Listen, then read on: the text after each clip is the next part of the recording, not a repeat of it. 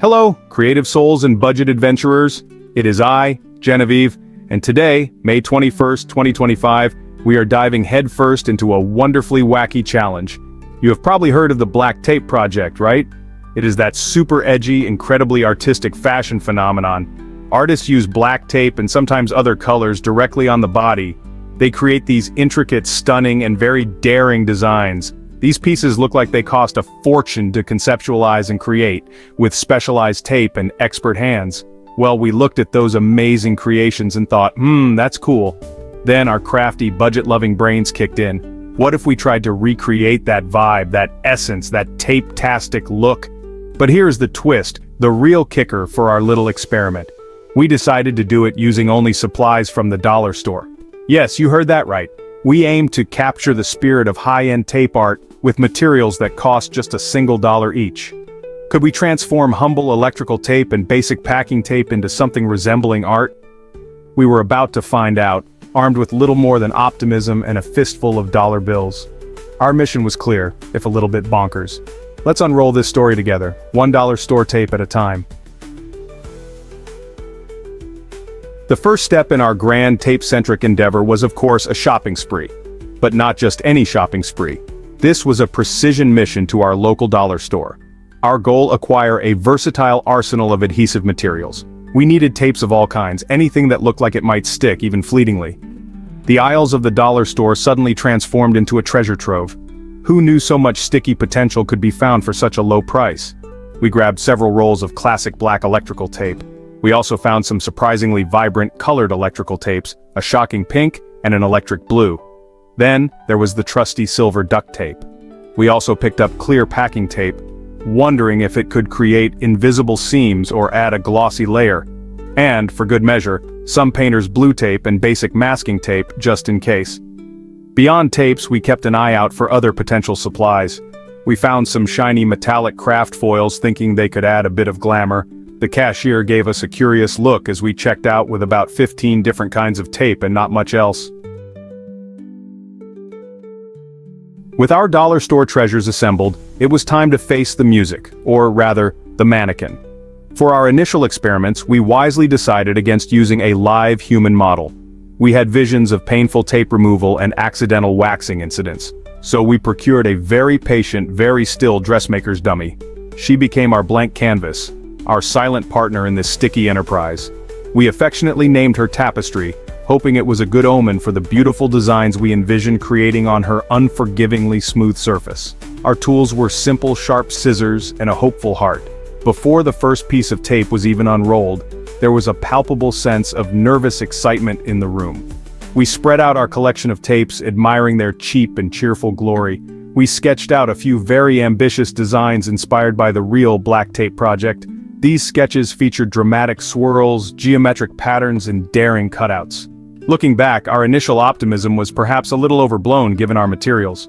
We were aiming for haute couture with supplies that screamed bargain bin. But hey, you have to dream big, even when your budget is tiny, right? Oh, the disasters. Where do I even begin with the catalog of calamities that befell our ambitious project?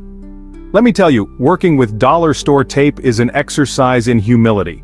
Our first major disaster involved the aforementioned black electrical tape. We envisioned a sleek, form-fitting bodice. What we got was a lumpy, bumpy mess that kept unpeeling at the edges. The tape had a mind of its own, refusing to conform to Tapestry's curves. Instead, it puckered and pulled in all the wrong places, creating a look that was less chic and more recently escaped a packaging accident. Then there was the duct tape incident. We thought, duct tape is strong, it will hold anything. And yes, it was strong. It was also incredibly unforgiving. Trying to create delicate lines with thick, unwieldy duct tape was like trying to perform surgery with garden shears. One attempt at a geometric pattern ended up looking like a confused robot had a fight with a roll of silver tape and lost badly. Worse still, when we tried to reposition a piece, it either ripped the layer underneath or left a gummy, impossible to remove residue. Just when we were about to declare the entire project a sticky write-off, something magical started to happen. Amidst the chaos and the peeling tape, we stumbled upon a few surprising hacks, and achieved some genuinely interesting results. One of our first unexpected triumphs came from layering different types of tape. We discovered that the flimsy black electrical tape adhered much better if we first laid down a base of the slightly more robust blue painter's tape. The painter's tape provided a better surface for the electrical tape to grip, and it was also easier to remove without residue. This was a game changer for us. Our silver duct tape, initially a source of frustration, found its calling in creating bold structural elements. While it failed at delicate curves, it was fantastic for making wide bands or geometric shapes that needed to hold their form. We created a surprisingly sharp-looking asymmetrical shoulder piece using carefully cut strips of duct tape.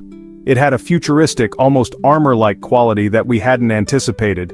The key was to embrace its stiffness, rather than fight it.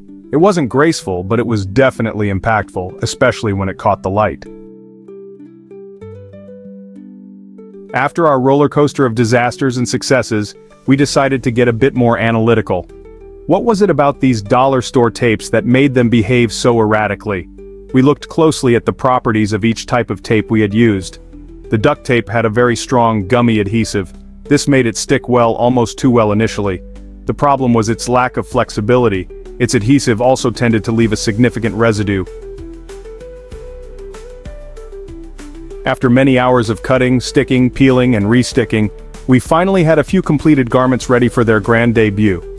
Our mannequin tapestry now sported a rather eclectic wardrobe. There was the surprisingly sleek electrical tape bodice, thanks to the painter's tape base layer hack. There was the bold silver duct tape shoulder piece that looked ready for a sci-fi battle. And of course the chevron pattern top that showcased our newfound mastery of short colored tape strips. It was time to present our creations, to move them from the messy craft table to our makeshift catwalk. The catwalk was, in reality, just a well-lit corner of the studio. We set up some basic lighting to try and capture the, unique beauty of our designs. Photographing these pieces was an adventure in itself. Angles were everything. From one direction, a design might look passably chic. From another, you could see all the imperfections, the slightly crooked lines, and the places where the tape threatened to give up the ghost. We had to work fast, as some of the more ambitious designs seemed to have a very short lifespan before gravity and weak adhesive took their toll. The reactions from our small team were a mixture of pride and amusement. The moment of truth had arrived. We decided to be brave, perhaps a little foolish, and share photos of our dollar store black tape project recreations with a few professional fashion designers. We sent them the images with a brief explanation of our $1 per item constraint. Then, we held our breath, anticipating responses that could range from polite dismissal to outright laughter. We were not expecting rave reviews, but we were curious to hear a professional take on our amateur efforts. The replies started trickling in, and they were, thankfully, more kind than cutting. The initial reaction from most designers was, as expected, amusement. One designer emailed back, "This is absolutely hilarious and surprisingly inventive. I haven't seen duct tape used with such ambition since my college art projects." They appreciated the humor and the audacity of the challenge. Several commented on the resourcefulness, noting that creativity isn't always about expensive materials. They acknowledged the inherent difficulty of working with such cheap and often unsuitable tapes. There was a definite respect for the sheer effort involved in making anything remotely wearable. So what did we learn from our adventure into the world of dollar store tape couture? We learned that creativity can indeed blossom even with the most humble materials. We learned that duct tape is a stubborn beast, and electrical tape has commitment issues. Most importantly, we learned that sometimes the most memorable projects are the ones filled with laughter and a healthy dose of what if. Our black tape project recreation, circa 2025, was a testament to the joy of making, even when the results are more comical than chic. It was a sticky, silly, and surprisingly satisfying journey from start to finish. Now, for a very important public service announcement. While our experiment was done with a mannequin and a lot of caution, we must strongly advise against trying some of the more extreme black tape project designs on actual human skin, especially with untested dollar store tapes. Adhesives can cause skin irritation or allergic reactions. Taping too tightly can restrict circulation. And removal, let's just say it can be a painful and potentially skin-damaging experience if not done carefully. Safety first always. Stick to mannequins or try taping over a protective layer of clothing if you're inspired to play. This project was all about fun, experimentation, and pushing creative boundaries on a micro budget.